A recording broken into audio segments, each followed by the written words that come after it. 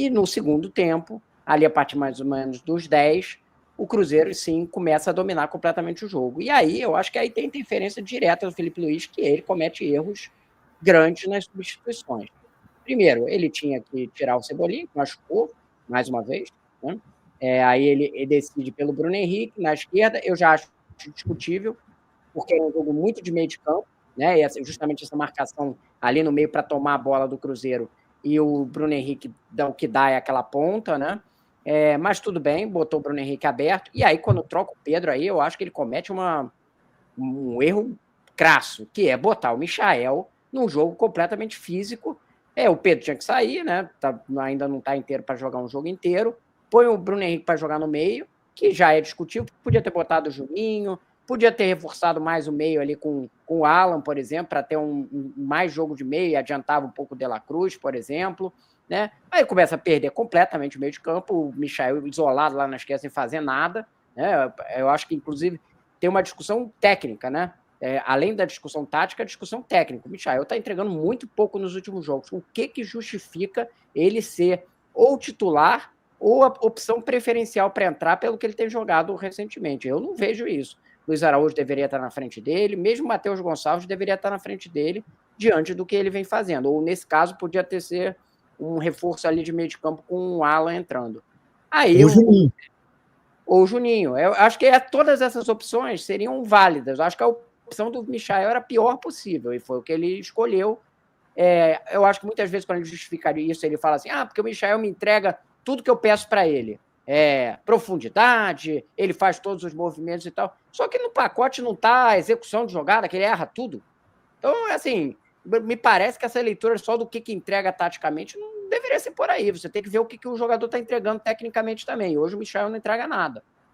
Então, o Cruzeiro foi dominante, como o Renato falou, poderia ter feito mais gols, o Rossi fez um monte de defesa, foi o melhor em campo, muito bem, inclusive, que para quem critica o Rossi, ontem ele teve uma jornada muito boa, uma bola que ele pega, inclusive, fora da área, eu acho que é o Matheus Pereira que chuta, volta no rebote, ele ainda pega a bola também do Caio Ribeiro na cara dele, então foi muito bem, o Rossi quase pega o pênalti, quase consegue o empate, deu um certo azar ali que a bola rebateu para o meio da área, e aí tem essa história, né, que jornalisticamente é legal, do Gabriel, jornalisticamente é legal para o jornalismo, né, obviamente para quem torce pelo Flamengo não é legal, mas poderia ter sido saído o gol antes, não precisava ter sido o Gabriel, porque o Cruzeiro foi muito melhor, e aí eu acho que entram muito dessa parte do Felipe Luiz e do Léo Pereira com uma atuação horrenda, né, que aí a gente pode falar posteriormente também sobre isso.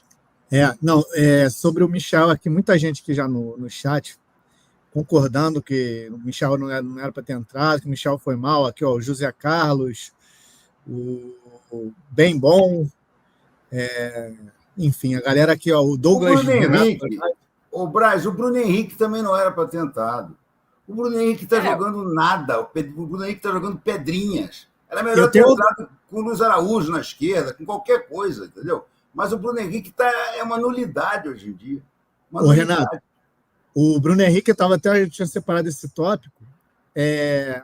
Ele não faz gol há 8 jogos, sendo que desse recorte dos 8 jogos, 6 foram depois do problema do escândalo. Exatamente. O escândalo das apostas. E assim, ele teve um declínio técnico, né? Ele não foi só parou de fazer gol, ele parou de jogar bem. Não, ele não está jogando nada. Ele está errando tudo. Para não dizer que ele não acertou nada ontem, ele acertou uma boa cabeçada, quando faltavam já 5 minutos, mais ou menos, mas ainda estava 1-1.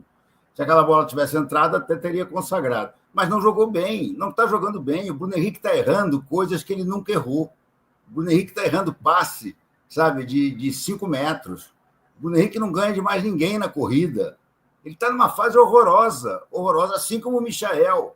O que está me incomodando um pouco, que o Felipe Luiz está demonstrando, é um apego por determinados jogadores que estão em fases péssimas, como se ele acreditasse que ele, botando para jogar, os caras iam melhorar.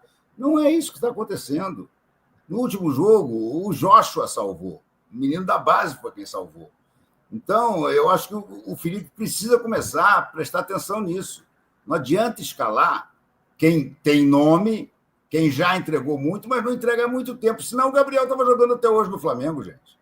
Por que o Gabriel foi embora? É uma justificativa tática, né, Renato? Muitas vezes, quando pergunto para ele, ele fala assim: não, mas ele executa tudo o que eu pedi para ele, mas executa, tipo assim, beleza, ele cumpre a ordem, mas ele erra todas as jogadas tecnicamente. O que adianta o jogador que executa taticamente o que ele pede, mas que erra tudo? Erra os lances agudos de ataque todos. Caoticamente. Olha, eu estou muito preocupado em relação a esse jogo do Central Córdoba. Quero ver, inclusive, qual é o time que o Felipe vai escalar. O Léo Pereira, para mim, não tem mais condição de ser titular, gente. As 2 derrotas do Flamengo nesse ano nasceram com pênaltis absolutamente infantis do Léo Pereira. Não, ele meteu a mão contra o Central Córdoba e dessa vez ele dormiu no ponto, né, gente? Ele não percebeu que o Eduardo estava se antecipando a ele.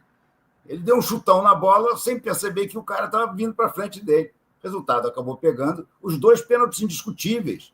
Não dá nem para dizer, mas foi um pênalti que o juiz podia não ter dado. Não, 2 pênaltis indiscutíveis. E você tem o Danilo. Se você não tivesse mais ninguém, você diz, mas ele é o melhor que tem lá. Mas não é o caso. O Danilo entrega muito mais do que ele. Eu não entendi o Danilo não jogar esse jogo.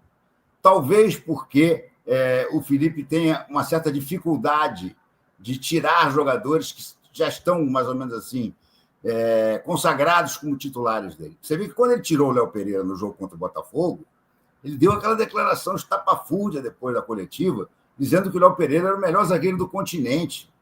Gente, o Léo Pereira não é nem sequer o melhor zagueiro do elenco. Ele está atrás do Danilo e do Léo Ortiz. Eu acho que precisa ser barrado. Agora, não sei se o Felipe vai fazer isso. Sinceramente, não sei. Temo. Então, o que ele tem feito, eu até coloquei na minha matéria de hoje, desde que o Danilo voltou da lesão, Danilo volta no 6-0 sobre o Juventude. Ali, se não me engano, ele foi titular. A partir dali, ele tem feito um rodízio ali entre eles. Cada jogo é uma dupla de zaga. Não teve uma repetição de dupla de zaga.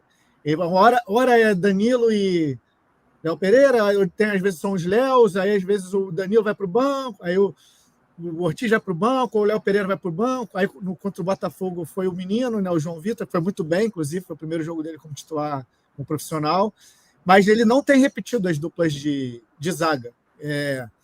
Não sei o que ele pensa por isso, assim, mas ele não tem repetido. E agora, sim, um lance, por exemplo, o pessoal falou muito do pênalti que o Léo Pereira fez, né, no Eduardo, do Cruzeiro, mas se vocês pegarem o início da jogada do primeiro gol do Cruzeiro, do Caio Jorge, o Caio Jorge ele dá um tapa, acho que ele domina, no segundo tapa que ele dá, ele deu um tapa largo, que foi para cima do Léo Pereira, só que o Léo Pereira, ao invés de dar o bote, ele continuou correndo para trás. Então ele perdeu a chance de tomar essa bola ali. Ele continuou recuando, e aí depois ele tomou uma entortada ali do Caio Jorge, né? Não, e podia ter dado bote, porque tinha o outro zagueiro, o Léo Ortiz, estava na jogada. O Léo Ortiz estava na jogada. Então ele devia ter ido para o sacrifício. Mas aí é aquela coisa também do cara preferir não tomar ali drible, tá? Ele deixou o Caio Jorge chegar absolutamente tranquilo. O Caio Jorge chegou até o chute sem tomar combate. Ele deixou o remate de fora da área, não acreditou no remate de fora da área. Ele ia cercar para não permitir o remate de dentro da área. E o garoto já se viu que sabe bater de fora da área. Tanto que no outro chute ele meteu a bola, que se o Rossi não desvia, vai no gol, né? E a bola acaba batendo no travessão. O Renato, o Ailton Feitosa de Moraes falou assim, ó: Renato, este Dela Cruz foi a maior bucha que o Flamengo adquiriu. Nunca jogou no Flamengo que jogava no River. Além disso, se machuca demais. Assim, não concordo em partes, assim. Eu acho que o Dela Cruz fez boas partidas já pelo Flamengo, mas ontem ele foi muito mal. Bom, inclusive, ele erra no primeiro gol. Ele perde a bola do primeiro gol e ele perde pelo menos mais 2 iguais à do primeiro gol, que armam contra-ataques perigosos do Cruzeiro. Eu não vou lembrar em detalhes aqui, mas ou o Rossi defendeu no final o contra-ataque, ou para fora. Mas ele deu 3 contra-ataques, pelo menos, absurdos. Ele não pode perder aquela bola no meio-campo. E ele está perdendo. Ele fez uma partida horrorosa ontem. Dela Cruz ontem, se a gente visse o jogo sem poder identificar quem eram os jogadores, todo mundo ia dizer, tem um volante ali que é um cabeça de bagre no time do Flamengo. Não jogou nada. E, de fato, embora ele tenha tido um início muito bom, desde a Copa América, em que ele voltou mal e fez um final de temporada passada horroroso, ele alterna muito. Ele já fez alguns bons jogos esse ano, vamos ser justos. Mas ele alterna muito. E, de fato, ele não é o que se esperava. Pelo menos até hoje, ele não é o que se esperava. O Pulgar joga muito mais do que ele. Gente, o Pulgar veio de graça. O De La Cruz custou 18 milhões de dólares à vista, no Pix. Complicado. Está devendo o De La Cruz, sem dúvida nenhuma está devendo.